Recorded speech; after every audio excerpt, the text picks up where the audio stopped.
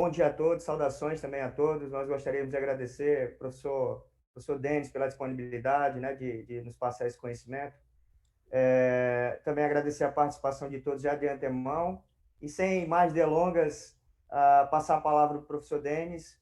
Professor, você vai ter aí o intervalo entre 10h30, que já são 10h33, até meio-dia, com um limite aí de 10 minutos, tá? Até mais Ah, ou menos 12, 10, a gente pode ficar por aqui. Eu vou lhe adicionar como host aqui, para no caso de alguma instabilidade de rede aqui, que é muito natural, né, no nosso ambiente, para você sim. ficar, né, para a sessão não cair. E de antemão também eu gostaria talvez a gente organizar um pouco mais essas perguntas, porque você falou que vai ficar dinâmico, né? Mas talvez se a gente colocar aqui no chat, por exemplo, assim, pergunta, e aí a gente abrir o espaço, né, para a pessoa, porque eu fico pensando se todo mundo abrir o microfone ao mesmo tempo, aí fica. Pode virar bagunça, né? É, Mas tudo bem, tudo bem. eu prefiro assim, vamos organizar assim, então. O pessoal registra no chat pergunta e aí eu passo a palavra para eles, tá bom? Me interrompendo, numa ordem. Ok, por mim tá ótimo. Então, sinta-se aí abraçado aí pela organização do SEMEAD e passo a palavra para você iniciar o evento. Maravilha, fantástico. Bom, primeiro eu queria agradecer a todos, né, a presença de todos. Nós temos aí na sala quase 49 participantes, isso é fantástico e me sinto honrado em poder contribuir e compartilhar um pouquinho, né, desse conhecimento, dessa experiência da prática do dia a dia. E eu queria só lembrar, né, e avisar que esse workshop, a ideia é que ele seja mais prático, né, e que todos, talvez muitos de vocês já devem conhecer. Então, para aqueles que já têm alguma experiência, principalmente usando o software R ou coisas do tipo, a ideia é ser um workshop básico introdutório. Então, muito do que eu vou falar aqui pode soar como uma coisa muito básica, né? Mas tem muitas pessoas que ainda precisam, talvez, entender como funciona o processo como um todo, ou como faz, ou como usa, etc. e tal. Ok? Eu vou compartilhar minha tela aqui com vocês e aí eu vou começar só falando algumas coisas. O meu PowerPoint ele não está abrindo, então eu vou usar o PowerPoint na web mesmo, aqui, esse aqui. Então, todos conseguem ver a minha tela? Sim? Ah, ok, maravilha. Bom, então eu sou o professor Denis, para quem não me conhece, sou o professor Denis Eduardo Rosseto, eu sou o professor da Esquema Business School, é uma universidade, né, francesa, né, global, nós temos 7 campos ao redor do mundo, né, 3 campos na França, um na China, um na África do Sul, um nos Estados Unidos, um aqui no Brasil, nós ficamos em Belo Horizonte, e nós temos também, no nosso planejamento estratégico até 2025, abrir um campus na Austrália, um na Rússia e um na Índia, ok? E a ideia, então, é começar a abordar um pouquinho de alguns tópicos principais, mas eu vou passar muito rapidamente, tá, gente? Se alguém tiver alguma dúvida, depois nós podemos abordar essas questões nas pesquisas. Eu gostaria de tentar ser o mais breve possível nessa parte introdutória, para que nós tivéssemos mais tempos de trabalhar na parte operacional, ok? Então, o que é cientometria? Bom, primeiro, né, um dos considerados pais da cientometria, né, o Derek John de Sola Price, ele foi um dos professores que conseguiram conceber, né, eles tiveram essa primeira ideia aí, que foi a de tentar mensurar a ciência. Né? Então, ele foi físico, historiador, e ele é muito conhecido, principalmente na área da ciência da informação. Né? E por isso ele é tido aí como o pai, né, da cientometria. E ele lembrado, né, por sempre falar aí da grande ciência. E aí nós temos também o Eugene Garfield, né? O Eugene Garfield, ele, se o de Sola Price, ele é o pai da cientometria, né, por mensurar a ciência como um todo, o Garfield, que inclusive foi o criador do Web of Science, né, foi o criador do EASY, né, o antigo EASY, ele é o responsável pela criação, né, da bibliometria como um todo. Então, com relação a isso, é importante a gente entender, né, que esse conceito de mensurar a bibliometria, ou seja, os produtos bibliométricos, ele já vem de bastante tempo. E aí, com isso, né, foi ganhando força. Deixa eu ver aqui. Aqui, então, o que acontece? Nós temos algumas definições, né, de bibliometria.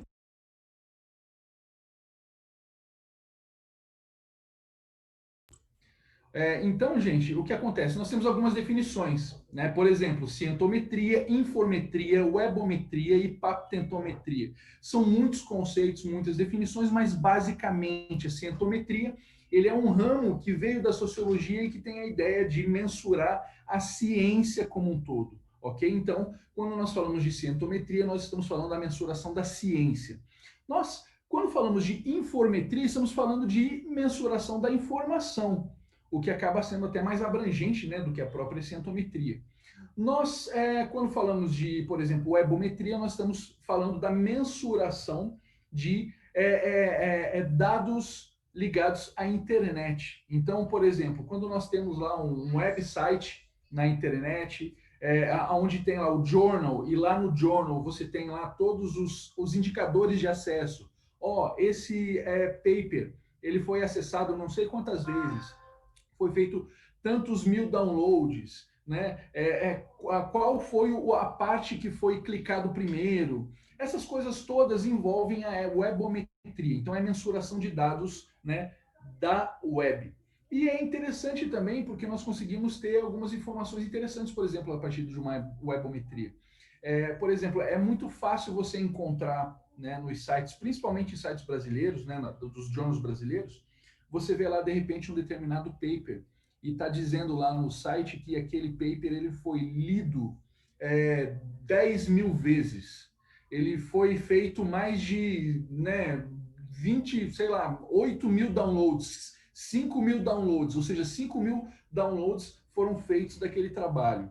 Entretanto, você vai procurar e você só vê, e você consegue ver que aquele trabalho ele só tem 3 citações, 4 citações, quando muito, às vezes nenhuma citação. Então, o que quer dizer isso, né?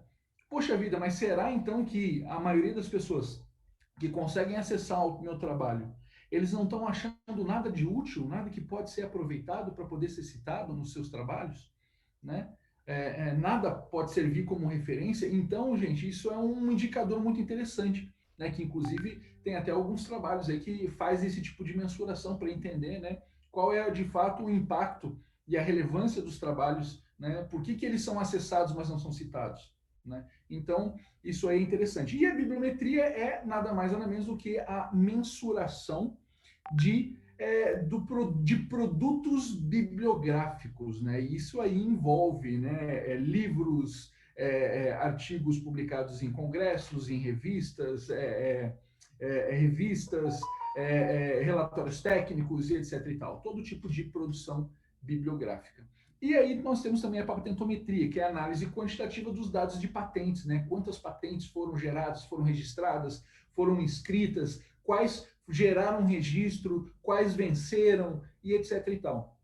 E você pode, inclusive, medir aquilo que a patente está registrando. Então, nós temos alguns pesquisadores que se dedicam a isso, a, por exemplo, entender como funciona, por exemplo, a inovação mensuração da inovação a partir de dados de patente, que é uma das formas de se medir, né, a inovação, porque o resultado final, né, de um processo de inovação é quando você registra a patente, ok?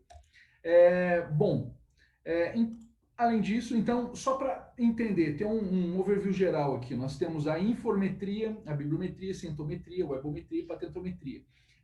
Obviamente, nós temos bibliometria. Gente, isso é uma coisa muito importante.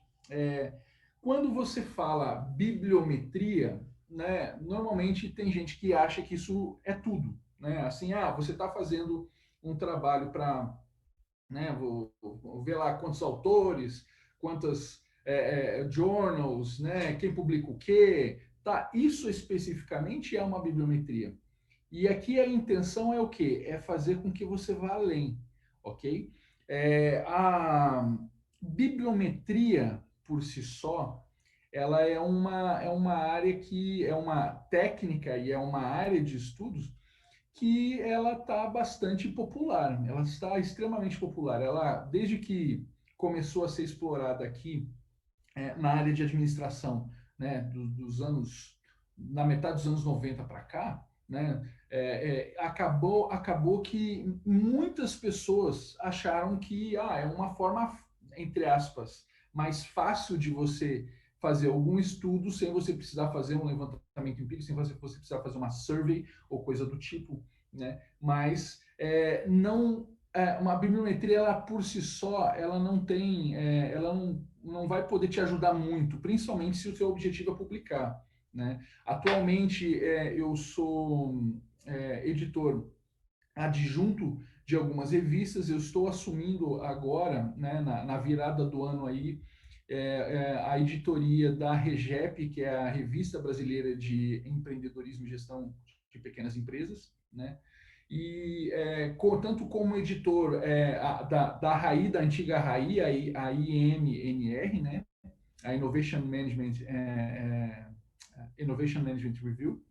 Então, como editor associado, de editor científico, né, os trabalhos editoriais que eu venho desenvolvendo e agora como futuro editor-chefe da REGEP, nós recebemos muitas bibliometrias diariamente. Nós recebemos muitas bibliometrias. E é muito fácil você encontrar, né, bibliometrias aí de trabalhos que são submetidos, mas a maior parte destes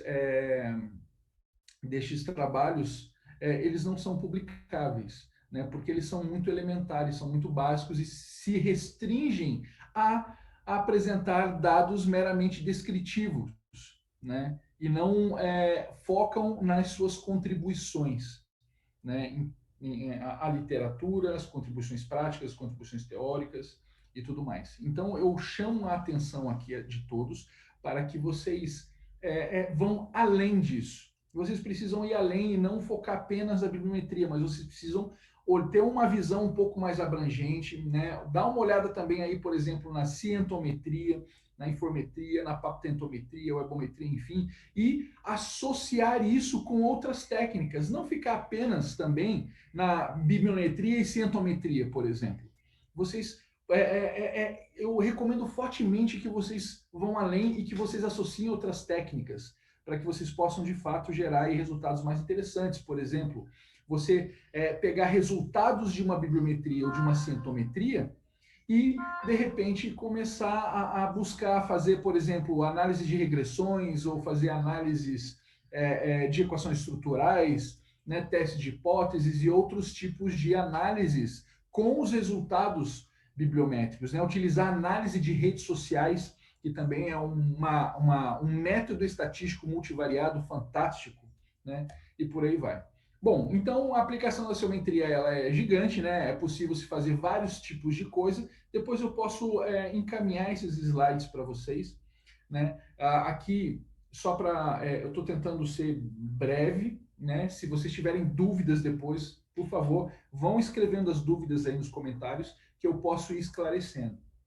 Né? Daqui a pouco, quando a gente parar aqui da parte dos slides, né, para poder ir para a parte prática e abrir o software e começar a fazer, eu vou dar uma parada para ler as perguntas e respondê-las, ok? Então, obviamente, né, que você tem uma infinidade de aplicações, né, na cientometria.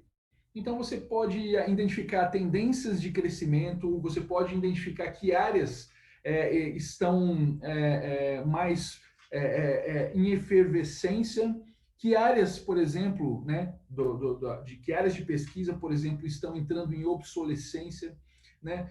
Você, por exemplo, que é um candidato a mestrado, né, a um candidato a doutorado que você está aplicando, ou que você já está no mestrado ou no doutorado, você, com certeza, você deve se perguntar, puxa vida, será que o que eu estou pesquisando é algo relevante? Será que isso é algo que vai dar bons frutos no futuro? Será que isso é algo que vai me ajudar? Então, isso já é algo que você pode começar a investigar utilizando essas técnicas, né? Você pode fazer uma série de análises para poder te ajudar a identificar quais são os principais centros de pesquisa no desenvolvimento de determinada área do saber, quais são as colaborações mais relevantes, que pesquisador que ele assume um papel-chave em determinada rede de pesquisa, que de repente eu poderia procurá-lo para ser o meu orientador, né, de mestrado ou de doutorado, né? Ou então, puxa vida, se eu tenho interesse em chegar em determinado pesquisador, quem eu poderia procurar aqui que poderia me ajudar a me aproximar de um outro pesquisador para que possamos desenvolver algum trabalho juntos. Então, tem uma série de possibilidades aí, ok? Quando se fala de bibliometria, a bibliometria em si, ela é basicamente focada em três leis, que é a lei de Zipf, a lei de Lotka e a lei de Bradford. Né? A lei de Zipf, ela basicamente, ela tenta mensurar, né, a produção científica através das palavras-chave. Então, ela faz uma contagem de palavras e existe aí uma relação muito parecida com a relação de Pareto. Não é Pareto, ok? Mas é muito parecida. Tem uma fórmula, né, onde foi identificado que, pela lei de Zipf, a maior parte dos trabalhos, de 100% dos trabalhos que você pegar para analisar, né, 80% dos trabalhos eles podem ser descritos por 20% das palavras-chave. Então, as 20% das palavras-chave elas vão já abranger todo o conjunto, né, de conhecimento de toda a massa de trabalho, né, de todo o conjunto de dados que você pegou. A lei de Zipf, né? A lei de Bradford, ela analisa periódicos e é algo mais ou menos do tipo também parecido com Pareto. Não é Pareto, ok? Mas tem uma fórmula que se aplica onde é possível identificar.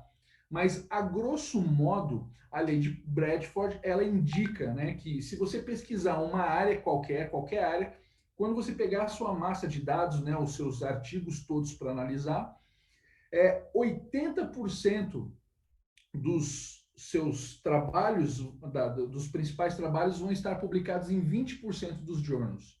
Os outros 80%, os outros 20% vão estar espalhados pelos outros 80% de journals, ok? Então, é uma relação parecida com 20-80, não é isso, mas tem uma fórmula exata, eu só estou exemplificando aqui para que vocês possam entender.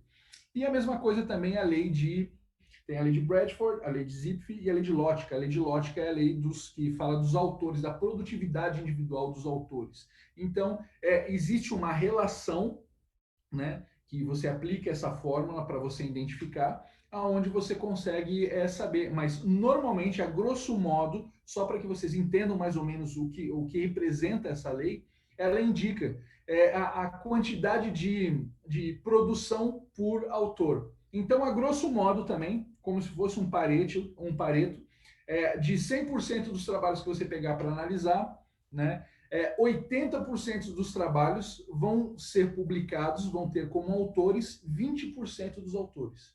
E os outros 20% vão ser autorados por 80% dos demais autores. Então, isso indica que, normalmente, você tem um ou dois autores que publicam muito, tem uma frequência, são prolíficos, né? Tem aí uma produção de muitos artigos, né? Enquanto que aí vai aumentando, né, o número de autores e aí você vai reduzindo a produtividade. Então, você tem um autor que publica 80% ou 60%, dois autores, 3, 4, que publicam 50% e o resto tudo publica 2 artigos, 1 artigo, por aí vai. Então, é só para exemplificar. Então, isso, basicamente, bibliometria é isso, se foca na mensuração quantitativa, né, tanto de palavras-chave, de autores e de journals, né? E aí você tem, logicamente, que os resultados descritivos disso, né? Que aí é o quê? É você ver lá quantos trabalhos foram publicados, quem publica o quê, quem publica com quem, e essas coisas todas. E aí, quando você parte para a cientometria, você já tem mais algumas outras coisas que vão um pouco mais além. Então, além de número de trabalhos com autoria, você tem número de patentes, número de citações, número de patentes, né, a quantidade de patentes registradas, de citações de patentes também. Você tem vários outros indicadores, como, por exemplo, premiações, bolsas, números de orientações acadêmicas, citações em mídias tradicionais, a quantidade de prêmios que você recebe, bolsas produtividades e mais uma série de outras coisas. Você pode mensurar, né, a ciência de uma série de formas diferentes. Então, a bibliometria básica, né, análise descritiva, lei de lógica, Bradford Zipf, né, colaboração científica, análise de citações de autores e análise de citações de periódicos. Né? Isso é o básico. Você vai publicar alguma coisa se restringindo a isso que está aí na tela? Atualmente é muito difícil, a não ser que você arranje uma forma de você evidenciar de uma maneira muito clara quais são as suas contribuições teóricas e quais são as suas contribuições práticas, né, gerenciais, se for possível. Né? Se não, você precisa ir além, ok? Então, e aí, né, nós estamos falando de revisão de literatura, né, desde o início, a cientometria e revisão de literatura avançada com o uso do R. Então, para dar um overview geral para vocês sobre revisão de literatura, nós temos basicamente aí 3 tipos. Né? Nós temos todas as revisões que não são revisões sistemáticas da literatura, né? Então, quando você faz uma revisão normal, aí você tem as revisões que são aquelas que são sistemáticas, e você tem aquelas que são as revisões sistemáticas com meta-análise, ok? Meta-análise, nós tivemos ontem um workshop com o professor Walter, né? Foi o Walter Vieira. Foi fantástico o workshop, ele abordou muito bem, né, as questões relacionadas à meta-análise, e muita gente confunde meta-análise. Quando você... tem muita gente, por incrível que pareça, tá, que acha que quando você pega e faz uma revisão sistemática da literatura, você quantifica, né, aquilo que você coletou.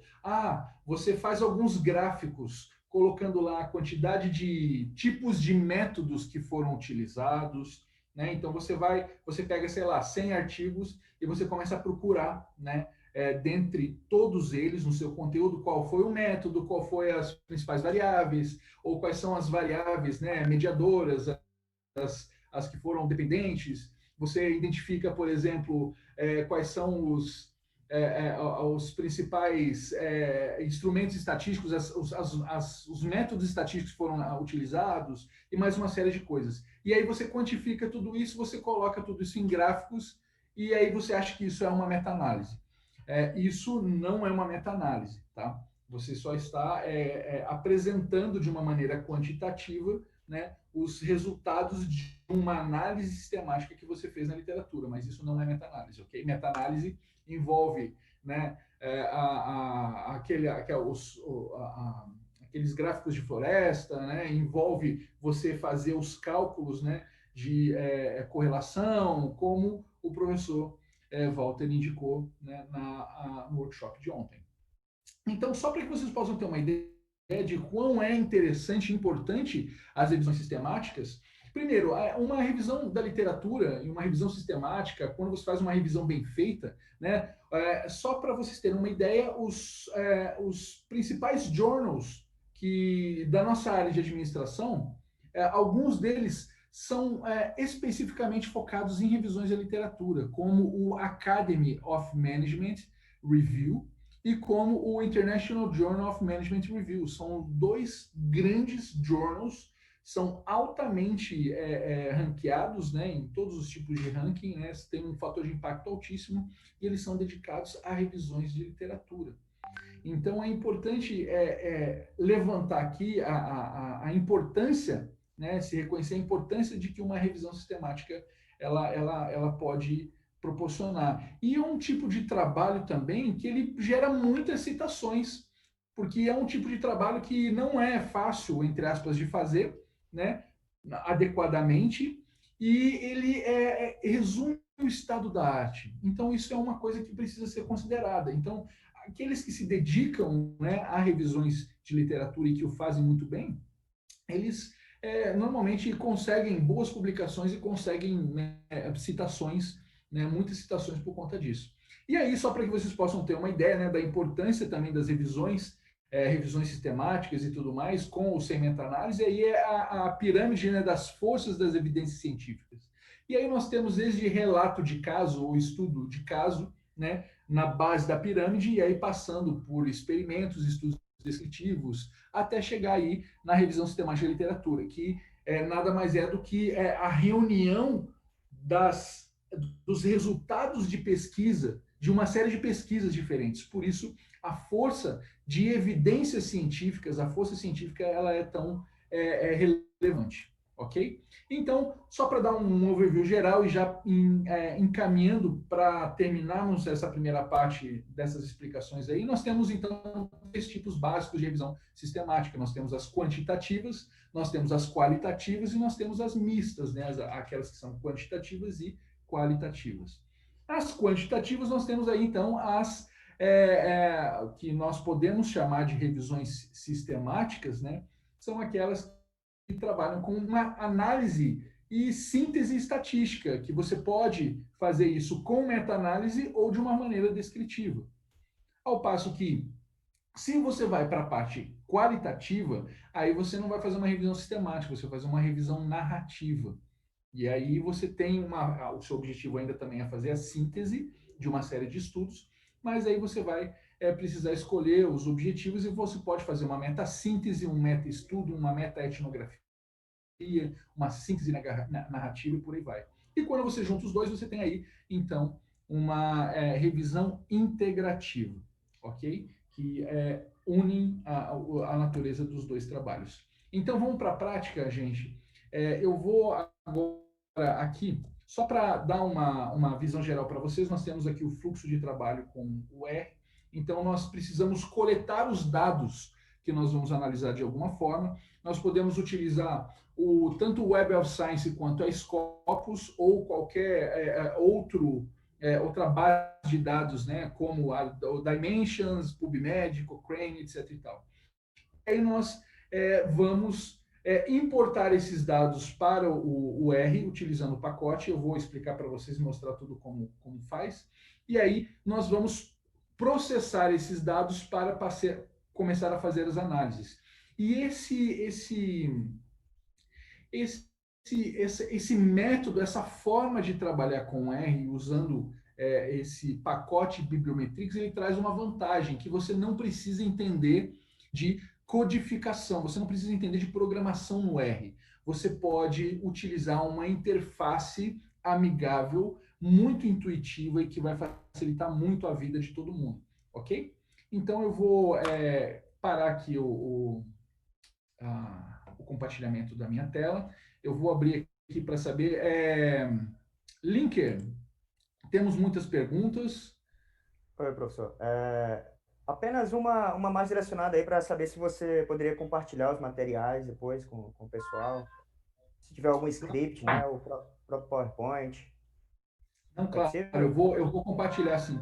Eu vou compartilhar depois, Linker, eu não sei como faz. Eu acho que vocês devem ter o registro de todos os participantes. Eu posso encaminhar para vocês, daí vocês encaminham para todo mundo. Perfeito. Pode ser? Melhor ainda. Acho que não tem como enviar, né? Não sei. Bom, então, gente, se alguém tiver alguma pergunta, eu vou compartilhar minha tela de novo agora, mas eu vou compartilhar toda a minha tela e eu vou mostrar então, né? Vou sair aqui da apresentação. Ô, professor. Oi. Acho que o pessoal está falando aqui que pode compartilhar no chat, mas aí eu acho que a gente segue o fluxo, né? Porque o nosso tempo No é meio. final a gente dá um jeito de. Isso. Né? Perfeito. Bom, então, gente, então nós vamos, para quem não fez, né, a instalação, você procura R Software, né, R Software, e aí no Google você vai ver aqui, The R Project for Statistical Computing.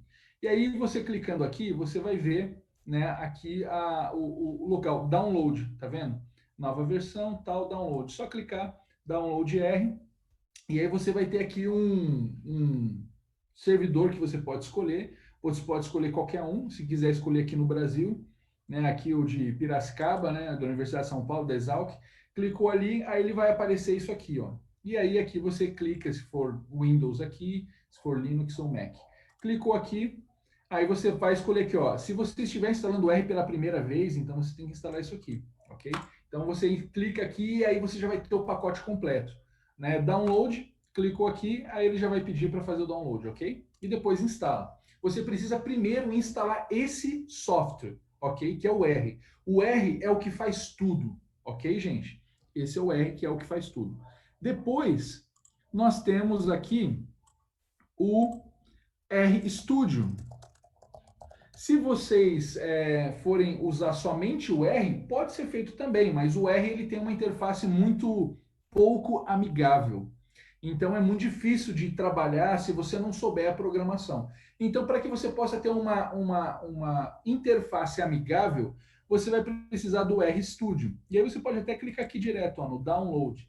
Ele vai ter uma opção que é paga e uma versão que é gratuita. Você pode escolher aqui, sempre a versão free, o RStudio Desktop, ok? Só clicar aqui para download. Ele vai perguntar aqui qual é a versão do seu software, do seu sistema operacional. Se você quiser, clica aqui se for o Windows. E aí ele já vai automaticamente pedir aqui para instalar. E aí você vai instalar ambos. Você precisa primeiro instalar o R. Depois do R, você tem que instalar o RStudio, ok? Uma vez que ambos os softwares estejam já instalados, aí você vai abrir o RStudio. O RStudio ele vai ficar aqui, como cadê? Se eu vou entrar aqui e ele está aqui, o RStudio, ok?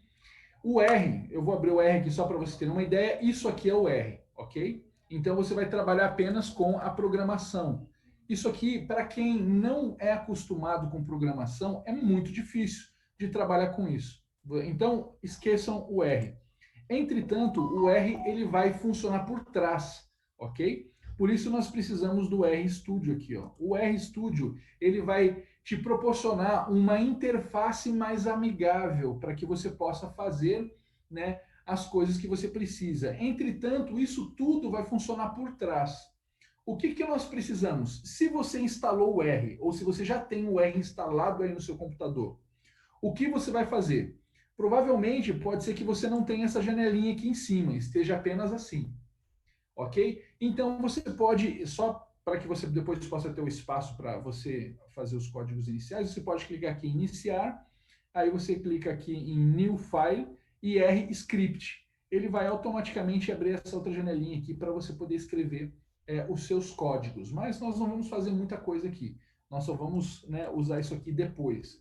Então, vocês vão aqui nessa janelinha do lado direito, vocês vão ter aqui várias abinhas diferentes, ok? Procurem essa aba chamada Packets, ok? Esses packets são os pacotes que estão instalados no seu software R no momento. E você precisa instalar aqui um pacote chamado Bibliometrics, ok? Ele está aqui, Bibliometrics, Comprehensive Science Mapping Analysis. Então, para instalar, como você faz? Você vai clicar aqui no botão Install, e aí você vai digitar aqui, Bibliometrics. Fez isso e deu um install. E ele vai automaticamente instalar. Oi. Professor, esse pacote Bibliometrics não aparece nessa versão. Tem algum problema isso? Como é que a gente resolve? Ele não está aparecendo porque ele tem que... Se você baixou e instalou aí o R, ele tem que aparecer aqui, Se ele não aparece aqui, se ele não aparece nessa lista, não tem problema. Se ele não está aparecendo nessa lista, é porque você ainda não instalou o pacote, tá? Então, para que ele apareça nessa lista, você tem que instalar ele primeiro. Ok? Eu acho que foi isso, né? Porque aí você clica aqui, ele não vai aparecer aqui de primeira, a não ser que você já tenha instalado. Você precisa clicar aqui em Install, e aí você digita aqui, Bibliometric. Aí ele vai aparecer. Excelente. Okay? Muito obrigado. Vou tentar, muito obrigado. Maravilha. Qualquer coisa, abre o microfone e fala aí, tá? Gente, tá todo mundo conseguindo? Aqui, Bibliometric, você dá um install. Quando você clica em install, automaticamente ele vai instalar tudo o que precisa. Ele não instalou aqui para mim, por quê? Porque eu já tenho o R instalado, ok? Então ele não instalou. Uma vez que você terminou de instalar, e aí eu queria, nesse momento, alguns de vocês devem estar instalando esse pacote. Então, isso pode levar algum tempinho, tá? Pode levar aí até uns 3 minutos, talvez.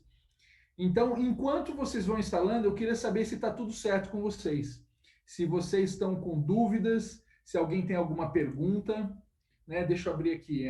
Não aparece na sua lista, mas se for no install aparece. Exatamente, Milena. Na lista, ele não vai aparecer porque você não instalou o pacote ainda. Essa lista que está ali é dos pacotes que você já tem instalado no seu R, no seu software, ok? Se não aparece ali, é porque você não tem ainda o pacote instalado. Aí você tem que ir no install. Clica lá no install, digita lá Bibliometrics e dá um install. Aí ele vai começar a baixar um monte de coisa, vai começar a aparecer um monte de janelinha, e isso aí vai ficar aí um tempão, até terminar. A hora que terminar, aí ele vai vir para cá, ó. Ok? Então, gente, caminhando, deixa ele instalando, tá? Bom, mais algumas dúvidas? Tem dúvidas? Gente, se alguém tiver alguma dúvida, me avisa, tá? Então, gente, ó, uma vez, agora que eu vou, enquanto vocês vão instalando, eu sei que isso leva um tempinho, enquanto isso vai instalando, eu vou passar para a parte da coleta dos dados. Então, enquanto isso vai instalando, ok? Nós vamos abrir o browser, tá? Aqui, e nós vamos escolher uma base de dados, tá? Então, você pode escolher tanto a Web of Science, opa, não é esse, é webofknowledge.com, né? Ou você pode escolher a Scopus, tanto faz, ok? Mas qual é a diferença dos dois? Gente, isso é importante, qual é a diferença dos dois?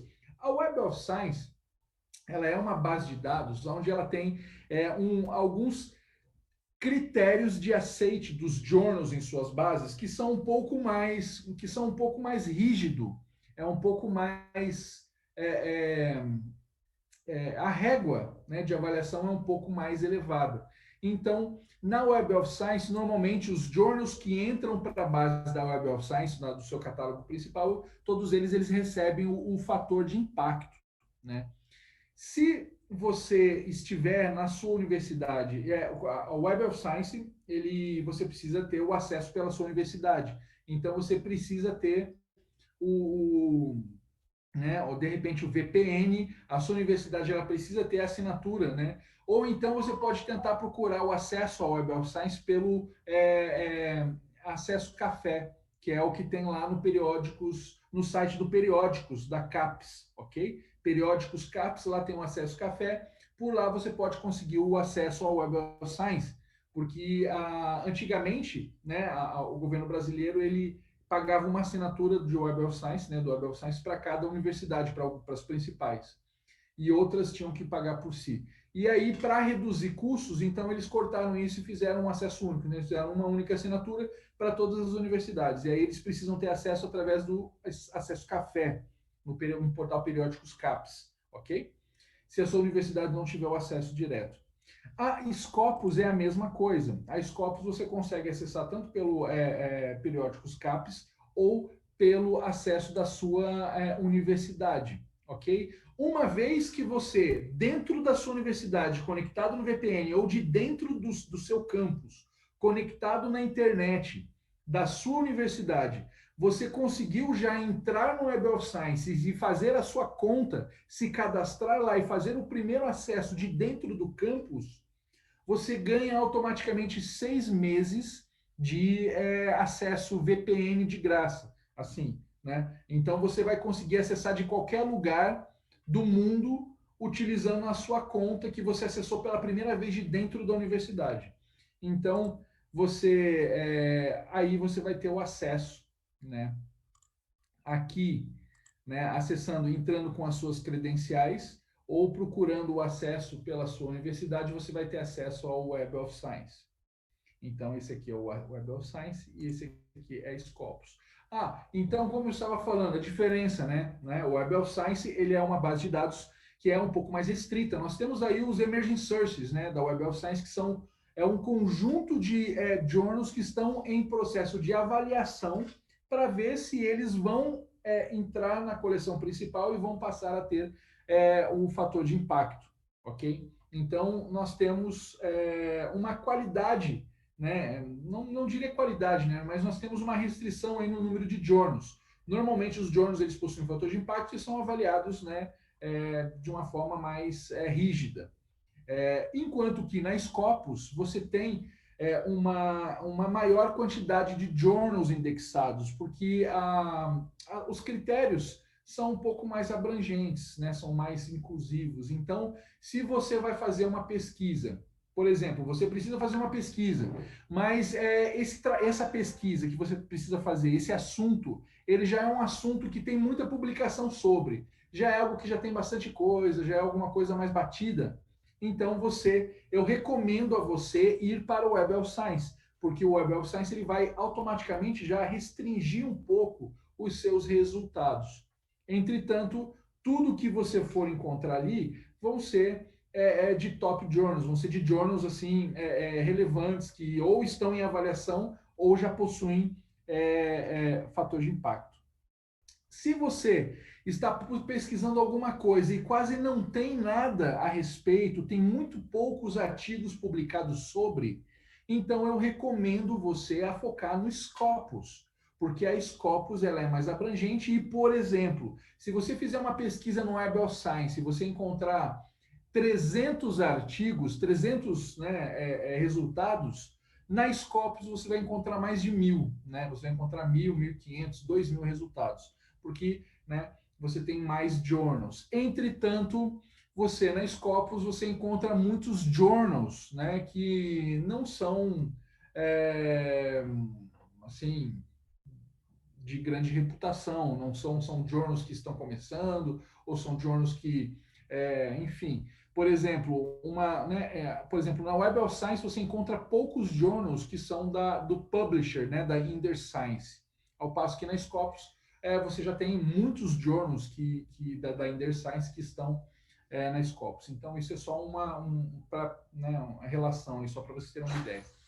Então, se você puder, por favor, entre, né, na sua conta do Web of Science ou da Scopus. Pode ser qualquer uma. Eu vou mostrar pelas duas, tá? E eu gostaria de saber de vocês, né,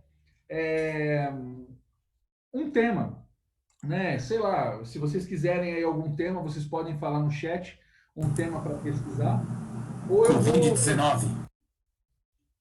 Covid-19, ok, ótimo, perfeito. Então, eu vou aqui no Basic Search. Normalmente, gente, eu recomendo fortemente a vocês utilizarem a busca avançada.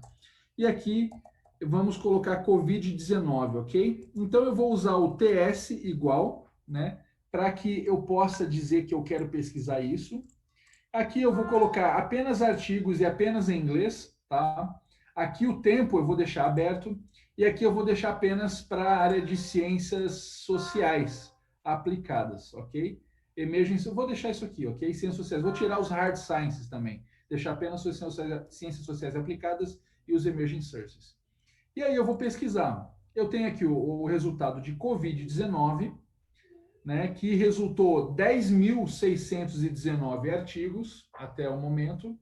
E eu vou pesquisar também TS igual coronavírus, né? Coronavírus. E vou dar um TS. Quando eu coloco TS, aqui do lado já tem, ó, TS indica pesquisa por tópico, ou seja, ele vai pesquisar tudo que tem nos títulos, abstracts, palavras-chave adicionais.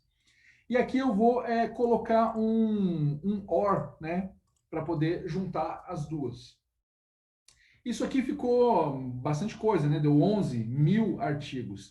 Eu quero somente na área de business, tá ok? Somente na área de business. Então, eu tenho aqui, ó, esse WC, ele, né, que é da Web of Science, ele vai me indicar quais são as research areas aqui da Web of Science. E nós temos a área de business, ok? Então, eu vou restringir a área de business. Então, eu vou colocar aqui, ó, WC igual business, porque eu quero apenas os artigos publicados na área de business e que envolvem coronavírus. Então, aí nós reduzimos para 352.000 artigos, ok? Olha só, é bastante coisa, né? Agora, o que eu vou fazer? Para tentar reduzir isso aí um pouco mais, isso aqui são todos os artigos na área de business. Desculpa, não é o que tem coronavírus. Agora eu vou associar os dois e vou dar um end, né? Eu quero tirar dos 11.000 aqueles que são da área de business. E nós temos 349 artigos, ok? Eu clicando aqui nos 349, eu vou encontrar aqui os artigos E aí, aqui, gente, eu não vou falar de Web of Science, eu vou explicar para vocês como faz o baixa os dados, ok? Então, vocês vão vir aqui, ó, em Export, e aí vocês vão vir aqui em Other Formats. E aí vocês vão clicar em All Records Page não, tá, gente? Vocês querem os 349, na página só tem 10. Então, vocês vão colocar aqui de 1 a 349. Se vocês quiserem mais do que 500, aí vocês vão ter que fazer o download por partes, tá? Vocês vão ter que baixar arquivo 1, arquivo 2, arquivo 3, arquivo 4 e depois juntar tudo isso num zip, ok? Aqui, gente, sempre full record and cited references, ok? Porque nós queremos todos os registros dos metadados. E aqui nós temos vários formatos. Você pode fazer, eu recomendo você fazer o download em diferentes formatos, porque às vezes um formato dá um erro e aí a gente tem um outro arquivo para poder tentar e ver se não dá pau lá na frente, ok? Então ele vai fazer o download. Eu vou vir aqui criar no Downloads aqui, eu vou criar um SEMEAD 2020. E aqui dentro desse folder eu vou salvar isso aqui que está em plain text, ok? Eu vou exportar em outro formato também. Eu vou vir aqui, colocar em full record e aqui eu vou exportar no formato BibTeX também, ok? E exportar. E aí, só para ter dois formatos diferentes, tá bom? Eu posso também exportar em CVS, tanto faz. Mas aqui, ó, BibTeX, SEMEAD, eu salvei, ok? Então eu já tenho os meus dados aqui. Agora, se você estiver fazendo pela Scopus, né, você vai fazer a mesma coisa, Covid-19, pesquisar em tudo isso aqui, e aí você pode colocar aqui, ou coronavirus, e aí você pode colocar um mais aqui, e aí você pode colocar and, aí aqui a gente pode colocar a área, a gente pode filtrar depois também. Então vem aqui, na Scopus nós temos 100 mil documentos, aqui agora nós precisamos restringir na área de business, aqui as áreas elas não são exatamente iguais, tá? Mas aqui ó, nós temos Business Management and Accounting. Então a gente pode limitar a esses resultados. E isso vai nos dar 1.808 documentos que incluem Covid-19 ou coronavírus e que está na área de business como um todo. Só que é uma área mais abrangente, tá? Então aqui nós temos 1.800. Para você pegar os dados, como você faz? Você clica aqui em All, em Export. E aí aqui, ó, eu recomendo vocês selecionar ou o BibTeX ou CSV, ok? Por exemplo aqui, CSV. Aqui também eles não vão conseguir exportar, eu acredito que eles não vão conseguir exportar os 1.800 de uma vez. Vamos ver, não sei. Bom, gente, feito isso, aí vamos para o R de novo. Gente, tá tudo bem por aí? Estão acompanhando? Uma vez instalado o R, uma vez que vocês instalaram o R, você vai ver o R aqui, ó. Você precisa primeiro carregar o pacote. Você precisa ativar o pacote primeiro. Para isso, você vai clicar aqui, ó, em Bibliometrics. E aí ele vai carregar o pacote aqui no cantinho, ó. Ele vai carregar ainda, ó. Tá carregando. Quando ele terminar, ele vai aparecer aqui, ó. To start with a Shine Web Interface, please digit BiblioShine. E esses símbolos, né? Abrir e fecha. Então aí você pode copiar isso aqui, né? E tanto faz, você pode ou colar aqui embaixo ou você pode clicar aqui e colar aqui, ó, né? Uma vez que você colou isso aqui, aí você tem que selecionar isso aqui, ou você clica em Run All, ou você clica, né? Aqui é para rodar tudo. Ou aqui você clica, você seleciona a linha, né, que você quer rodar e clica em Run. Aí ele vai automaticamente, aqui ele já abriu, tá vendo? Que ele abriu automaticamente uma página do meu browser, aonde ele mostra esse número aqui. Isso aqui é porque é uma página que está dentro do seu computador. Ele não é uma página que está na internet, ele está dentro do seu computador, ok? E aqui nós temos só no R, né? Para quem fez isso pela primeira vez, ele vai ainda baixar mais uma série de coisas e instalar uma série de coisas, tá bom? Então, não se preocupe, pode ser que demore um pouquinho, mas quando ele terminar, ele vai abrir o browser e vai abrir, né, o seu navegador e vai trazer essa página aqui, ok? Onde ele mostra o fluxo, né, de trabalho, ele dá alguns exemplos de como fazer, e aqui em cima é o principal, tá? Então, eu quero que todos tenham bastante atenção aqui, ó. Nós temos aqui Data, Filter, Dataset, nós temos aqui Sources, Authors e tudo mais. Vamos começar aqui pelo Data. E a gente vai importar os dados, ok? Quando clicar ali, você vai importar os dados e você vai escolher da onde você vai importar. Se você vai importar dados brutos, né, um arquivo de dados brutos, ou um arquivo que já é do Bibliometrics, que você já salvou antes, ok? Como você vai baixar, você vai importar os dados que é de uma Web of Science, por exemplo, ou do Scopus, então você vai clicar aqui em Import Raw Files. E aqui você vai escolher qual é a base de dados. Web of Science, ou Scopus, ou Dimensions, enfim. Aqui nós temos como exemplo o Web of Science ou Scopus. Então, eu vou puxar um, depois puxar outro, tá? Então, aqui o Web of Science, aqui Plain Text, ok? Se você baixou em Plain Text, se você baixou os dados no formato, né? Se você baixou no formato RIS, ok? Se você baixou no formato RIS, você vai encontrar aqui também o EndNote Desktop, ok? Ou então no formato BibTeX. Como eu baixei o Plain Text, então eu seleciono aqui, clico em Browse, e aí eu vou lá então, né, na pastinha, né, onde nós Downloads, Semi-Add. E aqui nós temos ó, o Saved Recs, né, o Saved Records in Text. Então tá aqui, ó. Ele vai puxar, eu clico em Start e ele vai automaticamente fazer a conversão dos dados e puxar todos os dados aqui, ó, ok?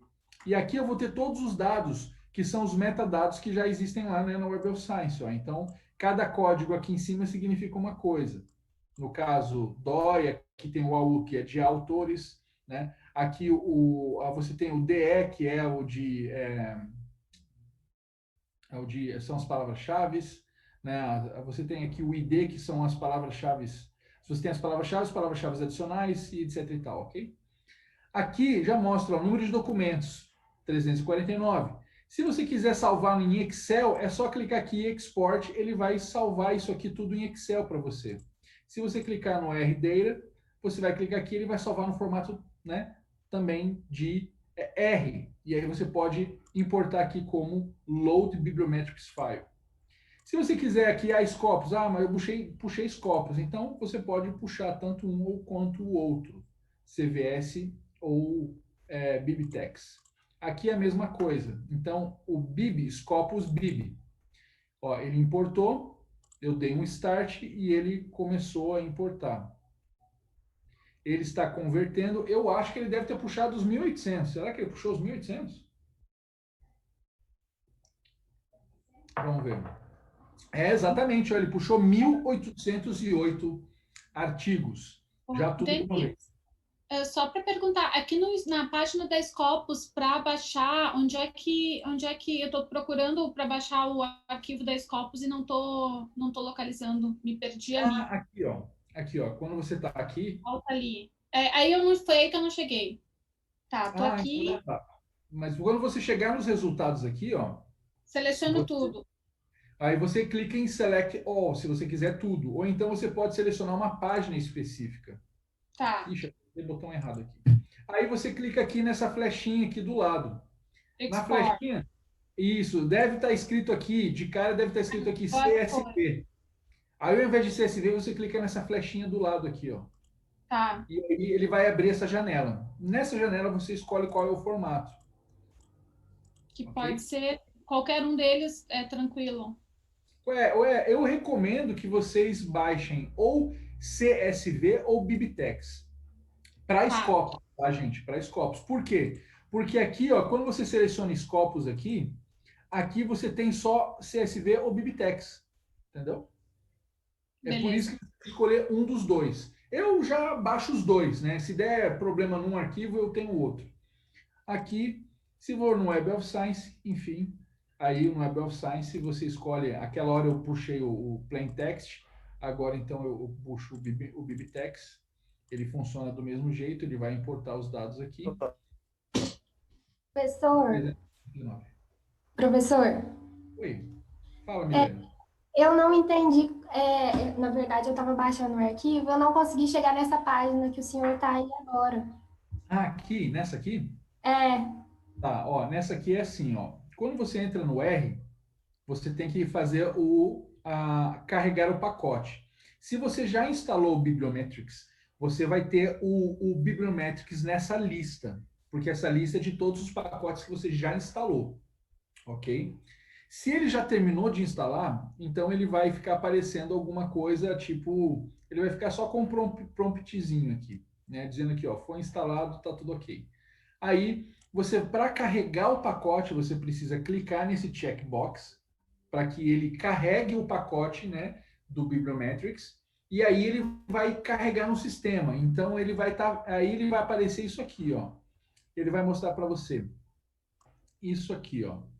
Ah, ó, ele vai chegar aqui e vai aparecer assim, ó. To start with a Shine Web Interface, please digit BiblioShine. Aí você vai ter que copiar isso aqui e colar aqui embaixo na última linha e dar um Enter, ou você cola aqui em cima, seleciona ele e dá um Run para rodar esse comando. Quando você der esse comando, ele vai carregar, instalar algumas coisas que tem que instalar ainda, aí ele vai carregar algumas coisas e daí ele vai abrir direto essa página aqui. Quando abrir essa página é porque ele terminou de carregar e já está pronto para ser usado. Ok? entendi. Vou tentar aqui. Obrigada. Isso. Qualquer coisa depois me chama. E aí aqui... Aí Oi, vai. pessoal, desculpa, só tenho uma dúvida rapidinho.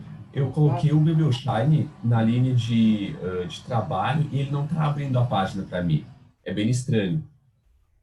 Você colocou o Não dá. BiblioShine aqui com Isso em cima. abrindo e fechando. Selecionou tudo e clicou em Run.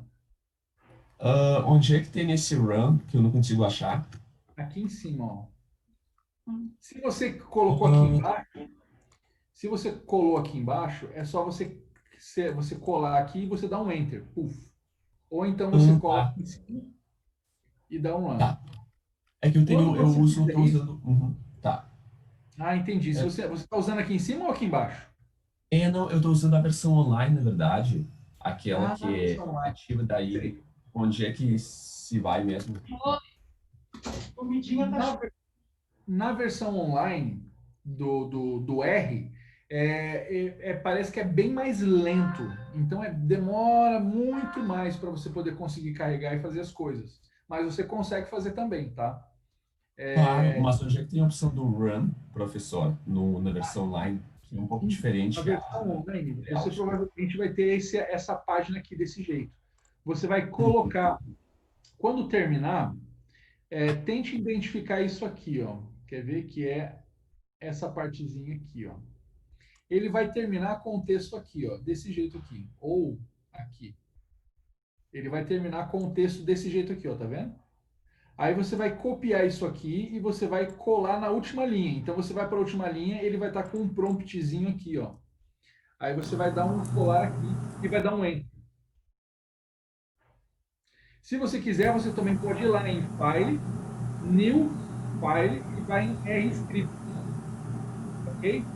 Kleber. Fala, Kleber. Professor, o senhor poderia arrastar essa base pequena de 349 só para a gente testar, a gente que não tem acesso à base? Claro, claro. Vamos lá. Obrigado. Então aqui, ó, arrastar que vocês falam de compartilhar no chat aqui? Isso, se arrastar no chat, a gente já tem acesso. Ah, que Obrigado. legal, não sabia. Deixa eu ver É se só- eu consigo. É só pegar do seu downloads e arrastar no chat, que a gente já acessa. Não, não deu. Então, peraí que eu vou tentar de outro jeito. Acesso. Semeade aqui. Vamos tentar. Vai também. Copy. Também não está indo. É aqui mesmo. O arquivo tem que estar fechado, só isso, para dar certo. Ué, mas ele tem que... Mas ele tá... Eu tenho vários outros aqui, ó. Eu vou mandar o Bib, então. Ó, vamos ver. O Bib não vai. SaveRex não vai. Também não vai. Deixa eu tentar vir aqui. SEMEAD. Professor, eu Oi. vou lhe colocar como host aqui para ver se você consegue, tá? Só um minutinho. Ah, pode ser que seja isso. Ah, é isso. Obrigado. Opa, já virei host? Ah, entendi. Sim. Talvez seja isso. Vamos ver. Stop, share, notation, remote control, send. Não tem share computer sound. Não, não tem a opção. Vamos tentar de novo aqui, ó. Tente arrastando aí para ver se ele Opa, mas eu tô permite. arrastando. Ele chega aqui, ele não vai. Vocês estão vendo a minha tela, né? Ele não vai. O menorzinho, será que não vai? Pois é, eu tô tentando aqui, pegando esse aqui, ó, o do text, né, que é 1 mega só. Sim. Puxa vida. Copy, share. Não tem. Professor, então não tem problema, não. Pode prosseguir. Obrigado. Tá, eu tentei, gente. Mas, ó, vamos em frente, então. Uma vez que você carregou, ele terminou de carregar tudo, aí ele vai abrir essa página da internet. E aqui você tem todos os dados, ok? Então, indo para frente, aí você tem aqui o menu Filter, ok? No menu Filter, você vai ter a possibilidade de você filtrar os seus dados. Então, se você quiser fazer, por exemplo, uma análise longitudinal dos dados separada por períodos de tempo, você pode fazer aqui. Ó, se você der um Apply, você vai ver todos os dados. Todas as páginas, isso é comum em todas as telas. Você pode exportar todos os dados a qualquer momento via copy-paste ou via CSV, Excel. Você pode mandar imprimir. Você pode mudar a quantidade de linhas que você está vendo para você poder visualizar tudo aqui, ok? E aí aqui você pode restringir. Ah, eu quero apenas artigos, apenas congresso, né? O Conference Proceedings. Você pode escolher apenas livros. Você pode escolher aqui, eu quero aplicar a lei de Bradford para reduzir um pouco os meus dados. Então, você pode usar uma série de coisas aqui, tá bom? Eu acho que vocês vão ter acesso às gravações depois, eu não sei. Oi. Me escuta? Sim, você pode me voltar ao host, tá? Ah, sim. Desculpa, não vi. Porque para fazer o controle aqui da sala, eu acabei caindo. Ok. Então, eu vou fazer você host. Isso. Desculpa o ocorrido aí. Eu acho que no fim... Se quiser deixar como co-host... Isso, funciona. Vou deixar. Acho que no fim a gente discute esses probleminhas aí. Eu acho que até a própria gravação e compartilhamento dos arquivos, acho que a organização vai deixar disponível para o pessoal. Ah, sim, ok. Então, gente, aqui você pode aplicar a lei de Bradford, por exemplo, né? E você pode restringir já os seus dados. Se você quiser aqui, eu quero os dados apenas de 2016 a 2020. Se dá um apply, você vai ver que você vai ter 234 arquivos de 349. Ah, não, eu quero só até 2015. Tinha alguma coisa publicada sobre coronavírus até lá? Não tinha. Só tinha um artigo que ainda deu... só tinha um trabalho, né? Vamos ver. Aqui só tem apenas em 2019, 2020 que começaram a surgir. Então, todos vão ser do mesmo ano, praticamente. Aqui, gente... Scopus tem 5. Só por curiosidade, que a gente estava falando da diferença, né? Eu estou trabalhando com a base de 1808. E aí apareceu 5 artigos até 2015. Olha que legal, bacana. Bacana. Eu fiquei aqui com essa base de 349 só para poder rodar mais rápido coisas aqui. Se eu usar essa base de 1800, pode ser que demore um pouco, tá bom? Mas, main information, em dataset, quando a gente vai aqui em main information, a gente consegue ter um conjunto de informações acerca da nossa base de dados. Então, aqui a gente sabe, por exemplo, qual é o time span, né? Qual é o tempo de um período de tempo pesquisado, quantos sources são os journals, tá? Então, são 69 journals, os documentos são 235 documentos, essa aqui é a média de publicações por ano, média de citações por documento, média de citações por documento por ano, o número de referências, as referências usadas em cada um dos trabalhos. Então, a gente faz um trabalho, no final lá tem todas as referências. Então, desses 235 trabalhos, geraram 8.689 referências no total, né? Tipos de documento, né? Só artigos. Aqui nós temos os keywords e os keywords dos autores, né?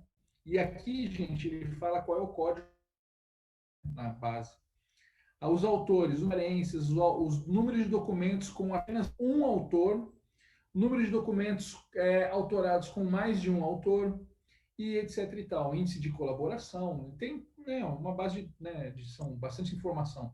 Aqui nós temos a produção científica anual, então aqui ele vai mostrar, e basicamente coronavírus é somente, basicamente um ano só quase. Aqui todos têm tabela por trás, então se você quiser coletar esses dados para você poder fazer uma análise depois, usando outros softwares, você pode. Aqui é a média de citações, por ano, né? E aqui... Professor, Oi. Professor Guilherme quer fazer uma pergunta para você. Por favor. Perguntas, Guilherme. Desculpe o silêncio, eu estava com o microfone fechado. Não, é o seguinte, eu tive um problema na sintaxe do Bibliometrics e eu acho que o string não está rodando. Aí eu atualizei, aí eu instalei o string, mas ele continua não rodando. Eu vou verificar depois isso. Obrigado, melhor não tomar o tempo. Obrigado. Tudo bem. Depois vocês podem me procurar e eu para vocês, tá bom? Aqui, gente, ó, é uma análise de Tree Fields Plot. Então, você pode plotar 3 distintos da base de dados e ele vai te dar essa análise, né? Esse Sankey Plot. Muito essa análise. Então, por exemplo, para vocês terem uma ideia, aqui você pode escolher no campo do meio os autores. Então, aqui até 20, né? Eu posso aumentar o número de autores ou diminuir, né? Por exemplo, 30. Aí ele vai me dar mais autores aqui no meio. Aqui, ó, ele tem né, deu isso. Os argumentos implicam em números diferentes. Vamos manter os 20 mesmo. Mas, a gente talvez tenha algumas análises, gente, porque nós estamos pegando dados apenas de um ano, porque é um tema muito novo, né? Talvez se nós pegássemos outros assuntos, vocês iam conseguir fazer algumas análises mais diferentes. Mas é para você ter uma ideia. Porque daí depois, vocês sabendo o caminho das pedras, aí vocês podem fazer. Então aqui, por exemplo, no centro, nessa coluna do meio, nós temos os autores que são os mais prolíficos, os autores que são os mais produtivos da área. São aqueles autores que eles produzem muito, né? E eles publicam muitos artigos. O tamanho, né, da barra indica o volume de produção desse autor. Aqui do lado de cá, você tem... e aqui, ó, em left field, você tem as referências, ou seja, essas aqui são as referências mais utilizadas pelos autores que mais publicam. Quanto maior o quadradinho, quer dizer que essa referência ela é mais usada. Quanto mais grossa é a linha de ligação, mais usando essa mesma referência foram publicados. E isso representa o quê, gente? Isso representa as raízes intelectuais da área, que sustentam a produção científica desses autores em relação ao coronavírus. Então, quando nós estamos analisando, por exemplo, o coronavírus, nós sabemos aqui que, por exemplo, esse Rizvi e esse Salisu, eles são uns dos autores que mais publicam, né? Tem esse Ashraf também. Só que de que fonte eles bebem? Quem serve de sustentação teórica e intelectual para a produção deles? Então, nós conseguimos identificar isso facilmente olhando isso aqui, ó. Nós conseguimos identificar que o Rivzi, por exemplo, ele é um cara que ele tem uma maior diversidade, né, de sustentação, né? Enquanto que aqui nós temos esse Farok, esse Islam, Lato, todos eles utilizam apenas um, né, trabalho principalmente, né? Como principal fonte de sustentação. Lógico que aqui nós só estamos plotando 20 referências também. E do lado de cá são os principais temas abordados por estes pesquisadores. Então, por exemplo, aqui nós temos performance, então ele provavelmente ele analisa, ele usa esses autores para falar sobre performance. Né? Esse aqui, ó, ele não utiliza nenhum desses caras. E esse aqui, ele fala sobre Covid, sobre coronavírus e Covid, enfim, sobre o mesmo tema, né? Aqui nós temos, por exemplo, social distance, né? Tem alguém que foca em distanciamento social, no mercado financeiro, no mercado de bitcoins, aqui em pandemias, em risco, em compra por pânico, né? Em panic buying. Então, isso aqui é o foco de 4 pesquisadores. Isso aí, gente, é só para que vocês possam ter uma ideia do que é possível fazer. Ok? Então, aqui nós estamos trabalhando com o nosso dataset. Aqui são os sources, são os nossos journals. Então, nós vamos falar de journals, ok? Tudo aqui é journal agora. Então, nós vamos falar aqui quem são os journals mais relevantes que publicam sobre coronavírus na área de business. Então, você pode escolher aqui o número de journals. O principal, né, o que mais publica, o que tem o maior volume de publicações nessa área é o Finance Field Research Letters, tem o Emerging Market, Finance and Trade, Journal of Fashion, etc e tal, ok? Aqui é a tabela no final, aqui você pode aumentar. Eu não quero 20, eu quero saber dos 50 journals que mais publicam na área, né, mais publicam sobre coronavírus na área. Então, você pode mudar aqui, tá? Aqui são os journals mais relevantes localmente, ou seja, quando a gente fala de local, a gente está falando das referências, ou seja, nós puxamos, né, nós selecionamos 230 e poucos artigos que falam sobre coronavírus na área de business. Dentro desses artigos, eles citam outros trabalhos, né? Foi gerado 8.000 e poucas referências, lembram? Então, esses são os journals que são mais citados dentre as referências dos 230 e poucos artigos que nós selecionamos. Então, aqui está a lista. E você pode também mudar aqui, tem a tabela também. Aqui é a lei de Bradford, olha só. Então, ele faz um recorte. Ele está falando aqui, ó, que 1, 2, 3, 4, nós temos 5 artigos, 5 journals, desculpa, que são responsáveis por praticamente 80%, 80% não, mas uma boa parte da produção. Essa aqui é toda a produção na área de business. Então, de 200 e envolvendo coronavírus, né? Então, de toda a produção, esses journals são os principais journals segundo a lei de Lótica. Aí você tem outros journals aqui, né, que envolvem outras áreas. Você vai passando, aí você vai vendo, né, o número de journals publicados, o número de artigos publicados por cada journal. E aqui você vai vendo. Mas essa aqui é a divisão aonde mostra esse core source, né, um núcleo central de journals que publicam artigos na área de coronavírus e que são da área de negócios. Aqui é o impacto dos journals ao longo dos anos. Então, ele faz uma análise baseado no H-index. Então, baseado no H-index, né, que é uma métrica de mensuração de impacto dos journals, o Journal of Business Research é o journal que possui um maior impacto, porque ele possui um H-index maior, ok? Depois você tem outros journals aqui. Mas eu não quero usar o H-index, professor, eu quero usar o G-index. Ok, o G-index você pode utilizar e pode ser, o Finance Research Letters, ele acabou assumindo a liderança, de acordo com o índice G. Tem o índice M, né? O índice M, você também tem aqui, Journal of Business Research volta para o topo. E você também tem o total de citação, né? O total de citação, quem ganha? Aqui o Research, Business Research, ok? Então, isso aqui... eu não vou explicar o que é cada um desses, gente, mas depois, se vocês quiserem, eu posso explicar para vocês. Esse Source Dynamics, ele mostra a dinâmica da produção científica ao longo dos anos por journal. Como nós só temos um ano, então fica difícil. Aqui nós teríamos 5 linhas, uma linha para cada journal, e ele ia mostrar ao longo dos anos o interesse do journal pelo tema ao longo dos anos. Então, você pode identificar por essa análise que tem alguns journals que estão perdendo interesse em publicar artigos de determinado assunto, enquanto tem outros que estão com o seu interesse em ascendência. E você pode identificar quais são aqueles journals que podem ser interessantes para você submeter o seu trabalho. Aqui você tem um número, né, de sources, você pode aumentar, diminuir. Aqui o número de ocorrências pode ser por ano, né, ou pode ser acumulado. E aqui você também tem o intervalo de confiança, que você pode acabar plotando para você ver o intervalo de confiança desses journals ao longo do tempo, tá? Aqui você tem também a tabela. Gente, isso então foi tudo sobre journal. Agora vamos falar só sobre os autores, ok?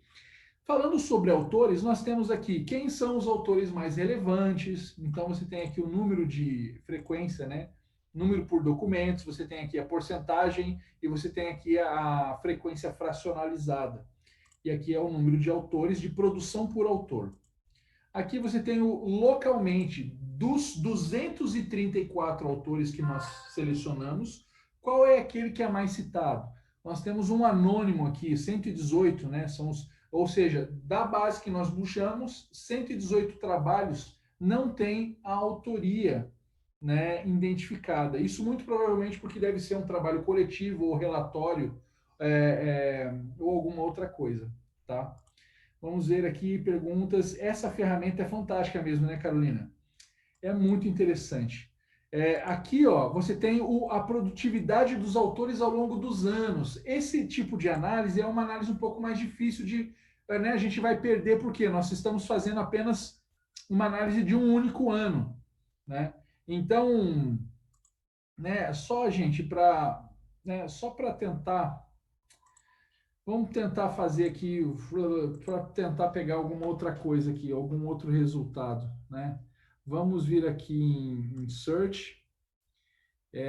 Isso aqui é muito rapidamente, tá? Eu vou pegar aqui TS igual, eu vou colocar aqui Global Innovation, né? Só para tentar pegar dados que sejam, assim, mais...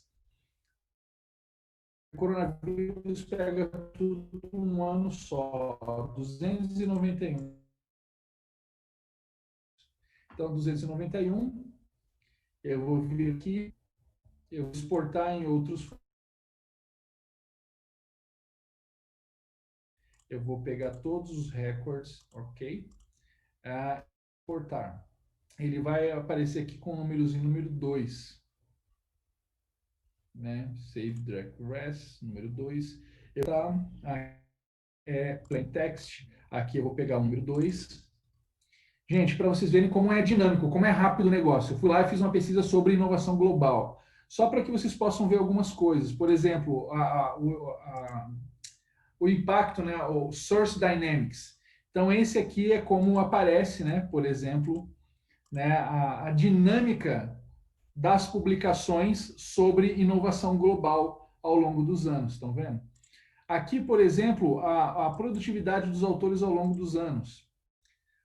Puxa vida, eu tenho que, talvez, definir aqui. Talvez não está dando certo aqui. Puxa, que pena. Tem de vez em quando, gente, dependendo da pesquisa que você faz, às vezes, na base, tem algum erro, tem algum errozinho. E aí você não consegue fazer a análise direito, né? Ô, Denis, era isso que eu ia perguntar. Eu me lembro de novo. Oi, Quando lá na Web of Science, não aparece para mim a opção, o plain text, só o BibTeX. Aí, a hora que eu vou... Aqui tem algum... você tem que clicar em Other Resources, tá? Você tem que clicar aqui em outros formatos, desculpa. Mas eu fui e não apareceu para mim. Aqui, ó, tá vendo? Ele normalmente é o segundo aqui. Não, o BibTeX aparece, o plain text que não. O plain não aparece. Ele é o formato nativo, né, do Web of Science. Porque aí a hora que eu fui gerar algumas funções, algumas não deram certo, tipo assim... Às vezes tem algum erro, às vezes dá algum erro. Mas tem como a gente identificar esses erros? Olha, o ideal é que você, por exemplo, tá vendo aqui, ó, eu tentei... aqui é porque eu peguei o BibTeX. Não foi... E aqui também não é o Web of Science, então deu erro. Aqui é o Scopus. Ó, Scopus e tem que ser o Bibitex. Vamos tentar dar de novo. Então, o que você pode fazer? Você pode vir aqui em Filter e você pode tentar restringir por anos. Então, você pode ir tirando um ano e dar um aplicar. E aí, você vai lá e roda para ver qual é o ano. Não, entendi. Entende? Aí Eu vou depois você vai tentando lá, restringe, se está rodando, então você vai restringindo, até você tentar identificar de qual ano que é o problema. Entendi. E aí você pode tentar, daí com um ano, dependendo da quantidade de publicações que tiver naquele ano, aí você pode tentar identificar. Ou então você pode exportar em outro formato. Né? Você está puxando, por exemplo, o Bibitex, e às vezes você pode tentar publicar, usar em plain text, ou você pode tentar rodar usando algum outro formato para ver se você consegue sair desse erro. Infelizmente, às vezes acontece alguns erros como esse. Por exemplo, vamos ver, esse aqui agora eu peguei a base da Scopus, tá? A produtividade dos autores. Ó, aqui também acabou dando o mesmo erro. Tá vendo? A produtividade. Ledilótica, ele vai, vamos ver se ele dá certo. Dependendo do assunto ou da estrutura da base de dados, você pode acabar tendo esse erro. Uma outra solução é você fazer você importa os dados, aí você vai ter aquela tabela toda. Aí você pode exportar em Excel ou exportar em R, se você tiver familiaridade. E aí você pode abrir no Excel seus dados para você poder dar uma olhada geral nas coisas. E aí você consegue tentar identificar ali se tem algum erro. Às vezes é algum campo que falta. Aqui, como eu estava tentando ver a produtividade dos autores ao longo do tempo, e a gente viu que tem muitos autores que são anônimos, então isso pode ser um problema, né, de causar isso. Esse aqui é o impacto dos autores. As filiações, que são as mais relevantes. Então, ele vai mostrar para mim, por exemplo, quais são os trabalhos mais relevantes. Os trabalhos não, as afiliações, né? Professor? Oi, pode falar. A Cristiane está perguntando, na verdade, pedindo para você falar um pouco mais sobre o dendrograma. Ah, o dendrograma, ótimo. E tem uma outra questão que você falou, que às vezes até um caractere especial lá na base, né, pode complicar a nossa vida, né? Sim, exatamente. Às vezes é algum caractere especial, às vezes falta algum desses identificadores, tá vendo, na base de dados. Então, isso tudo acaba complicando a análise. Eu vou chegar no dendrograma aqui, ó. Então, esse aqui são as universidades, né, mais relevantes na produção. Aqui são os países, né, que têm a maior produção. E aqui ele indica aqueles países que têm multicolaboração ou que têm múltiplos autores vindo de outros países e papers que são autorados apenas com pessoas daquele próprio país. Por exemplo, a România aqui, ó. A România, ela é composta apenas de produção de autores que são do próprio país. Enquanto que, por exemplo, você tem aqui a Austrália, a China, o Reino Unido, eles têm ali uma quantidade de trabalhos que são publicados com autores de outros países. Então, o índice de colaboração externa, né, é maior entre esses países. Isso é uma coisa interessante também para tentar entender. A produção científica por país, então vai mostrar aqui a produção, e aqui ele vai mostrar um mapinha, né, onde ele vai pintar o que é mais escuro, o que tem maior produção, né, o que está em cinza, o que não tem produção nenhuma, e por aí vai. E aqui são os países mais citados também. Então, isso aqui foram os autores, são tudo relacionado aos autores, tá? Autoria, tanto autor individual, quanto institucional, quanto país. Documentos, os documentos mais citados globalmente. Então, você tem aqui a lista, isso aqui é tudo bem basicão, tá, gente? Então, eu estou passando rapidão só para mostrar para vocês. Esse aqui são os trabalhos, né? Quando a gente fala documentos, a gente está falando dos documentos em si, tá? Por isso que aqui mostra o autor, o primeiro autor, o ano e o nome abreviado do journal. Aqui as referências locais mais citadas, são as referências das referências. Aqui, gente, é uma análise de referência espectrográfica. Isso aqui é muito interessante. Ele mostra, por exemplo, quais são os trabalhos ao longo dos anos que foram responsáveis por gerar turning points. São aqueles trabalhos que, quando foram lançados, eles mudaram a área, porque eles trouxeram uma visão diferente, eles trouxeram um conceito novo, eles introduziram uma nova teoria, eles criaram algo que acabou mudando a área, de certa forma. Ele associa aqui a análise da produtividade anual com o que eles chamam de burst de citações, quando você tem uma explosão de citações. Então, ele identifica, né, quando teve o burst e qual é a origem, o ano de origem desse paper. E aí você consegue, por aqui, identificar sempre onde tem esse pico, né? Esse pico aqui é onde, né, vou tentar dar um zoom aqui para vocês, ó, quando você tem um pico, é onde você tem um trabalho que deu repercussão, uma repercussão significativa. Então, aqui você consegue identificar, por exemplo, por ano, né? E você consegue identificar aqui o número de citações. Então, você pode, né, identificar também quais são as referências. Foi o ano de 1976, por exemplo. E ele pega esses anos todos que estão mais para trás, porque ele faz essa análise baseada nas referências das referências, tá, gente? Ele não faz isso aqui, não é uma análise dos 230 papers. Ele faz análise baseado nas referências que foram usadas para escrever os 230 papers, ok? Aí você tem aqui palavras, né? Então isso aqui é bem básico, né? As palavras-chave, né? Você pode escolher keyword, keyword plus, né? As palavras dos autores. Você tem nuvem de palavras que você pode gerar. Você tem o mapa. E eu já vou chegar no dendrograma, né? Esse aqui é o mapa de árvore. Você tem aqui a dinâmica das palavras ao longo dos anos, né? Quais são as principais palavras-chave ao longo dos anos que são utilizadas? Esse aqui são os trending topics. Ele faz uma análise, né, baseado numa frequência logarítmica e ele faz uma análise aqui da frequência de palavras-chave que foram usadas. E ele automaticamente indica aqui, eu vou reduzir um pouco e aumentar o número de palavras por ano, para poder ver se aparece mais coisa aqui, porque a gente está pegando um ano só. Mas isso aqui indica qual é a tendência, né, ao longo dos anos, ó, e quais são os temas, os hot topics, ok? Então, gente, documentos é isso, ok? Vamos para a análise da estrutura conceitual, ok?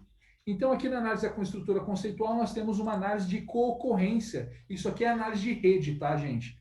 Ele utiliza, né, os algoritmos aqui para vocês poderem fazer uma análise de rede. Você pode mexer, né, em todos os parâmetros. E uma vez que você analisou e mexeu em todos os parâmetros, você consegue depois exportar isso aqui para o PageEC, para que você possa trabalhar isso. Aqui tem a tabela que ele gera com o closeness, o PageRank, o Bitness. Ele indica os clusters, né, quais são as clusterizações. Aqui um degree plot, onde ele indica aqui, né? E eu já estou chegando no dendrograma, tá? Aqui tem um mapa temático. O mapa temático, ele faz uma análise dos principais temas, né? E baseados, né, nas duas dimensões, na centralidade e na densidade. E com isso ele coloca aqui um número de palavras-chave por cluster. Então ele indica os clusters e quais são as palavras-chave e o número de frequência que essa palavra-chave ela é citada dentro de cada um desses clusters. Então é muito interessante para você poder conseguir identificar, né, determinados tópicos, aqueles tópicos que estão relacionados uns com os outros. E aqui, além do mapa, você tem a rede também. Então, você consegue ver a rede de palavras-chave com os tópicos, quais são os temas que estão relacionados uns aos outros, né? Então, gente, é fantástico isso tudo aqui, ó. Aí você também tem a tabela, para você poder também fazer uma análise utilizando outros softwares. Aqui o mapa temático, a evolução temática, né? Então aqui para dividir por anos. Como nós só temos um ano, então ele não vai conseguir dividir isso aqui. Normalmente ele divide em 3, 4, 5 períodos de tempo. E aí ele normalmente ele indica aqui quais são os períodos de tempo. Nós não vamos conseguir fazer essa análise justamente porque nós só temos um ano aqui né? Ó, só temos um ano. Aqui nós temos a análise fatorial, e aí aqui a gente tem o gráfico de dendrograma. Então, ele faz uma análise fatorial utilizando diferentes métodos para que nós consigamos identificar, por exemplo, quais são os clusters e quais são as palavras dentro de cada cluster.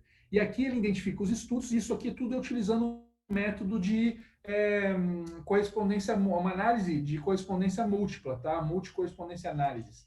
Aqui é as palavras de Keyword Plus. A gente pode utilizar as palavras dos autores, por exemplo. Além disso, você também tem aqui análise de correspondência, se você quiser utilizar, ou você pode utilizar análise de escalonamento multidimensional. São técnicas, né, estatísticas de análise fatorial para que você consiga classificar e separar, por exemplo, os seus trabalhos. Aqui, nos dendrogramas, ele consegue automaticamente separar, ele te mostra o cluster, a clusterização. Então, o que é um mapa de dendrograma, gente? Aqui, ó, nessa análise, ela está indicando para a gente o quê? Quais são os dois grandes grupos, né, que são formados dentro dos dados que nós coletamos. E aqui nós temos uma representação dos grupos. Então, esses cortes que estão aqui, eles indicam quais são os grupos. Então, se você fizer um corte, por exemplo, aqui no nível de frequência 2, você vai ver que você tem aqui vários subgrupos.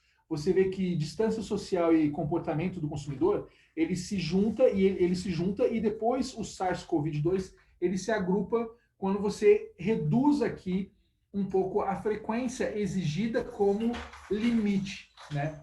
Aqui você tem a tecnologias digitais e inovação. Então, aqui você tem um grupo, que são os trabalhos que envolvem esse domínio conceitual, essa área de pesquisa, e você tem essas outras aqui, ok? Aqui você tem os trabalhos que são mais contributórios, só que ele só funciona com uma análise de correspondência múltipla, ele não funciona com escalonamento multidimensional, então ele faz uma plotagem fatorial, indicando quais são os trabalhos mais contributórios. Quais são os papers que são mais citados, as palavras por cluster e artigos por cluster. Isso aqui, gente, é tudo uma análise de estrutura conceitual. E tem a estrutura intelectual, que envolve a análise de cocitações. A análise de cocitações é aquela análise onde ele identifica quais são os trabalhos que são usados como referências e sempre são citados juntos, para poder identificar estruturas intelectuais que são similares. E isso representa o que chamam de um colégio invisível. Então, aqui você consegue ver, por exemplo, um grupo de trabalhos. Aqui você tem Chesbrook, você tem aqui Greenwald, World Health, né? Você tem aqui alguns autores que falam de business, mas que estão mais ligados aqui a, talvez, não sei, Chesbrook tem a ver com inovação aberta, então aqui tem a ver com transferência de tecnologia aberta, compartilhamento de informação, coisas do tipo. Aqui você tem outros autores, não conheço nenhum deles, né? Tem a ver com Covid, então aqui você tem outros clusters, tá vendo? Esse o Fornell e o Podsakoff, eles são autores que trabalham com métricas, né? Com escalas, com mensuração. Então esse aqui deve ser um grupo que trabalha mais com uma análise quantitativa de mensuração, ok? Então aqui você tem as tabelas, os gráficos das tabelas e o degree plot também. E aqui você tem todo um conjunto de parâmetros que vocês podem ajustar. E aqui, para terminar, gente, nós temos a estrutura social, onde nós conseguimos identificar a estrutura de colaboração. Quem que trabalha com quem?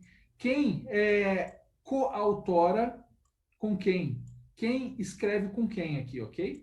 Você também tem aqui o degree plot, você tem o table, você pode ajustar aqui os detalhes e tem um mapa de colaboração, que é um mapa onde indica que país, né, trabalha com que país para desenvolvimento de conhecimento na área de Covid, ok? Gente, isso aqui é toda a estrutura do Bibliometrics, ele é bem básico, assim, ele é bem...